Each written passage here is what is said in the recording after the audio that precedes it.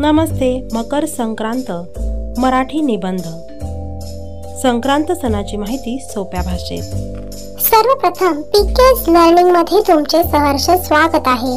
अशाच नवनवीन एज्युकेशनल व्हिडिओसाठी चॅनलला नक्की सबस्क्राइब करा. For English and Marathi. भारतात अनेक सण मोठ्या उत्साहाने साजरे केले जातात. हे अनेक सण विविध धर्माच्या लोकांद्वारे देशाच्या विविध भागात विविध पद्धतीने साजरे केले जातात. प्रत्येक सण साजरा करण्यामागे काही धार्मिक पौराणिक अशी कारणेही असतात. त्यानुसारच मकर संक्रांत हा एक महत्त्वाचा सण आहे. मकर संक्रांतीचा सण भारतात विविध ठिकाणी विविध नावाने ओळखला जातो, परंतु या सणाचे मूळ कारण हे की सूर्यदेवतेची पूजा करणे. हा सण कापणीचा सण म्हणूनही ओळखला जातो. पीक निघाल्यावर पिकांच्या चांगल्या उत्पादनासाठी, देवाचे आभार मानण्यासाठी, तसेच शेतकऱ्यांवर सूर्यदेवतेची सदैव कृपा असावी यासाठी सूर्यदेवतेची पूजा करून प्रार्थना केली जाते. त्याबरोबरच शेतीसाठी वापरली जाणारी उपकरणे म्हणजेच नांगर, कुदळ, बैल वगैरे तसेच कापणीनंतर नवीन पिकांची सुद्धा पूजा केली जाते.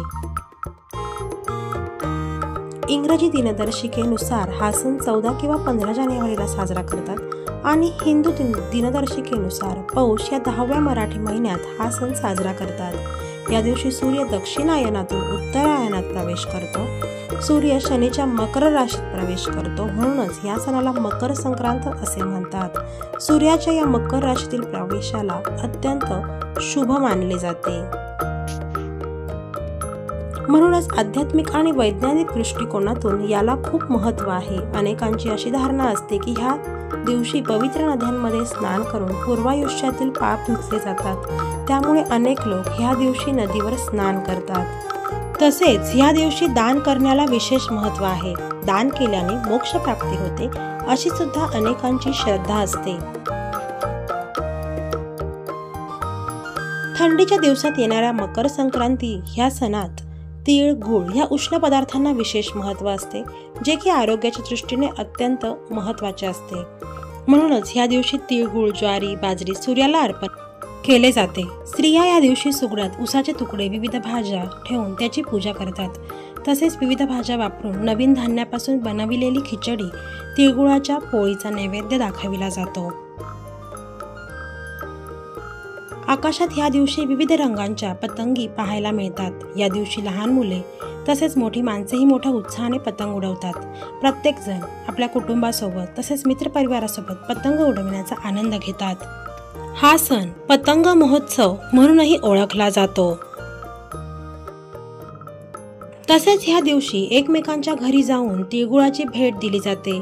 तिळगुळ देताना विशेष म्हणजे तिळगुळ घ्या आणि गोड गोड बोला हेही सांगितले जाते. म्हणजेच अनेक नात्यांमध्ये येणारे रुसवे फुगवे विसरून नात्यातील गोडवा कायम राहावा हेच ह्या सणामागचे विशेष उद्दिष्ट असते.